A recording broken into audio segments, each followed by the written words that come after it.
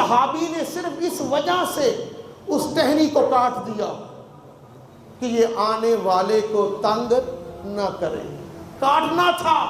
اسی وقت آواز آ گئی، اللہ تبارک و تعالیٰ نے فرمایا پیارے رسول اس کو خوشخبری سنا دے، اس نے راستے کی رکاوٹ کو ختم کیا، ہم نے اس رکاوٹ کو ختم کرنے کے صدقے اس کو جنت الفردوس میں جگہ عطا کر دی۔ اب ایمان سے بتائیے، نمازیں پڑھی تھی، روزے رکھے تھے، زکاتیں دی تھی، حج کیا تھا، مسلمان کی رکاوٹ کو بھی ختم کرنا۔ اور ایک حدیث پاک سن لو، آخری بات عرض کر کے بات کو ختم کرنا چاہتا ہوں، یہ سب میرے لیے آپ سب کے لیے ہے۔ کون سی حدیث پاک؟ یہ حدیث پاک، جنت میں 3 لوگ نہیں جائیں گے، 3 لوگ جنت میں نہیں جائیں گے۔ کون کہتے ہیں؟ اللہ کے رسول کہتے ہیں، رسول کا بولنا خدا کا بولنا، کہ قیامت تک فرمان ہے۔ اب کون بد نصیب ہے جو جنت میں نہیں جائے گا؟ ہم میں سے لوگ ہیں۔ دعا کرو اللہ یہ خامی ہم سے نکال دے۔ فرمایا چال باز، دھوکہ دینے والا، فریب کرنے والا، چال باز، دھوکہ دینے والا، فریب کرنے والا جنت میں داخل نہیں ہوگا۔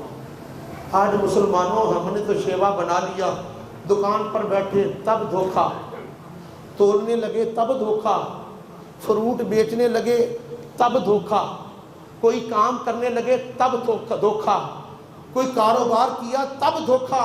اے دھوکہ دینے والے، تو دھوکہ اس کو نہیں دے رہا جس کو تو مال دے رہا ہے، دھوکہ اپنی ذات کو دے رہا ہے۔ ارے دھوکہ دینے والا، اللہ کے رسول فرماتے ہیں جنت میں نہیں جائے گا۔ جب تو جنت میں ہی نہیں جائے گا، تیرا کاروبار کرنا کس کام کا، تیرا مال کمانا کس کام کا، تیرا دنیا میں آنا کس کام کا، جب تیرے لیے جنت کا دروازہ ہی بند ہو گیا۔ بتا یہ سب کچھ کس کے لیے کمایا؟ جو تو نے کمایا دھوکے سے، وہ تیرے لیے آگ بن گیا، وہ تیرے لیے آگ بن گیا۔ جنت کا دروازہ بند ہو گیا، دوزخ کا دروازہ کھل گیا تیرے لیے، کیونکہ تو نے مسلمان بندے کو دھوکہ دے دیا۔ دوسرا، بخیل، کنجوس، نہ خرچ کرنے والا کبھی جنت میں داخل نہیں ہو سکتا۔ ایک وظیفہ یاد کر لو، میں آپ سب ایک وظیفہ یاد کرو، 10 20 50 روپے روزانہ اپنی پاکٹ میں ڈال لیا کرو، جیب میں ڈال لیا کرو۔ جب کوئی سائل آئے، جب کوئی منگتا راستے میں ملے کہ اس کا ظرف ہے، کہ وہ ہٹا کٹا ہے، وہ فلاں ہے، نہیں، جب وہ واسطہ ڈالتا ہے اللہ کے لیے دے دو۔ کس کے لیے؟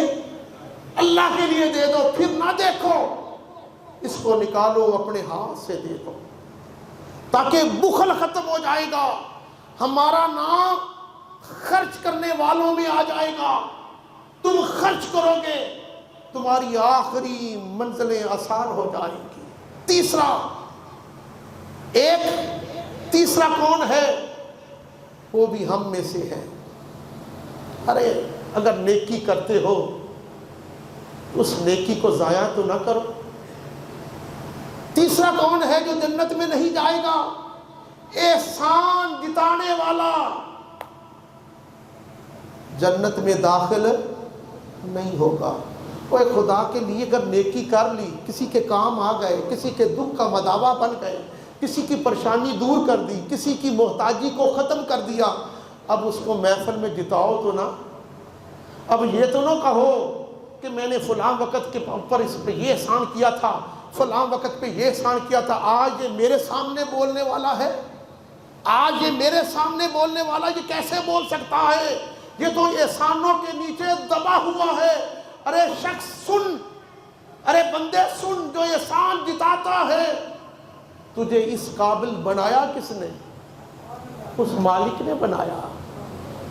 اگر تجھے اس مقام پر کھڑا کرے، اس کو اس مقام پر کھڑا کر دے، پھر بتا تیرا حال کیا ہوگا۔ اس لیے احسان کر کے کبھی نہ جتلاؤ۔ جو انسان احسان کر کے جتلاتا ہے وہ جنت میں داخل نہیں ہوتا، وہ جنت میں نہیں جاتا، اس کا جنت سے تعلق ہی نہیں ہے۔ خدا کی قسم، آسمان سے 2 فرشتے آتے ہیں زمین پر،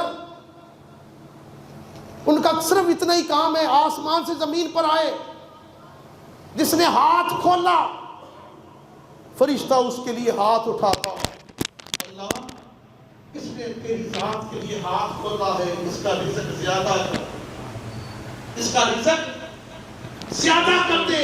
آسمان سے فرشتہ دعا کر رہا ہے، اور جس نے اپنے ہاتھ کو تنگ کیا اب فرشتہ اس کے لیے بد دعا کر رہا ہے۔ بد دعا کیا کرتا ہے؟ اللہ اس نے تیری مخلوق پر اپنا ہاتھ تنگ کر دیا، اس کا ہاتھ بھی تنگ کر دے۔ اس کا ہاتھ بھی تنگ ہو جاتا ہے۔ تو بتانا سمجھانا یہ چاہتا ہوں، خرچ کرو۔ خرچ کرنے والے کو خدا بھی پسند کرتا ہے، مصطفیٰ بھی پسند کرتا ہے، مخلوق میں اس کی عزت بھی ہوتی ہے، اللہ اس کی قدر بھی کرتا ہے، اس کی قدر کرواتا بھی ہے۔ اس لیے ایسے لوگوں میں ہو جاؤ جس جو اللہ کو بڑے پیارے لگتے ہیں۔ اللہ پاک میری حاضری کو اپنی بارگاہ میں قبول و منظور فرمائے۔ وما علینا الا البلاغ۔